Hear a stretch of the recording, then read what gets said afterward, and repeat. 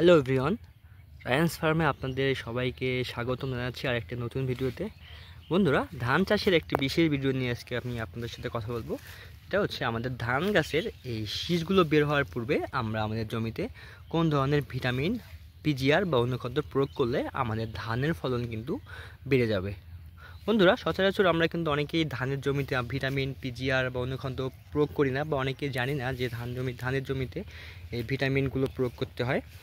তবে আপনারা যদি ধানের জমিতে সঠিক মাত্রায় এবং সঠিক পরিমাণের ভিটামিনগুলো প্রয়োগ করতে পারেন, তাহলে কিন্তু আপনাদের ধানের এই ফলন কিন্তু বৃদ্ধি পাবে। তো আমাদের ধানের যখন এই শীষ বের হওয়ার পূর্বে যখন আমাদের ধানের গাছে থোর চলে আসবে, মানে আমরা বুঝতে পারবো যে আর কিছুদিনের মধ্যেই ধানের শীষ বের হবে, তার পূর্বেই কিন্তু আমাদের জমিতে আমাদের এই ভিটামিন অনুখাদ্যগুলো প্রয়োগ করতে হবে। তো আমরা আমাদের জমিতে ফ্লোরা ইউজ করব। এই ফ্লোরা হচ্ছে এসিআই কোম্পানির। এই ফ্লোরার মধ্যে রয়েছে নাইট্রোবেনজিন, যেটি হচ্ছে ফসলের ফলন বৃদ্ধিতে খুবই কাজ করে। তো আমরা আমাদের জমিতে প্রতি লিটার পানিতে 2 থেকে 3 ml এই ফ্লোরা নিব, এবং এর পাশে অবশ্যই যে সলুবার বোরন পাওয়া যায় বাজারে, এই সলুবার বোরন যেটা পানিতে দ্রবণীয়, এই সলুবার বোরন আমরা আমাদের পানিতে প্রতি লিটার পানিতে 1 থেকে 1.5 গ্রাম নিব। এবং সেই সাথে আমরা যে বাজারে যে কুইক পটাশ পাওয়া যায় বা বাম্পার কুইক পটাশ নামে অনেক জায়গায় পরিচিত, এই বাম্পার কুইক পটাশ প্রতি লিটার পানিতে 2 থেকে 3 গ্রাম নিব।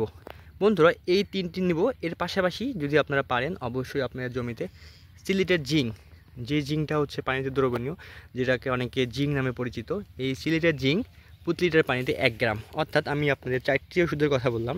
এই 4টি ওষুধ যদি আপনাদের ধানের থোর বেরোনোর পূর্বেই আপনাদের জমিতে যদি আপনারা স্প্রে করতে পারেন, তাহলে কিন্তু আপনাদের ধান গাছের ফলন বৃদ্ধি পাবে, অর্থাৎ ধানের যে ফলন সেটা বৃদ্ধি পাবে। আমি আবার আপনাদের পুনরায় বলতেছি, ফ্লোরা প্রতি লিটার পানিতে 2 থেকে 3 ml।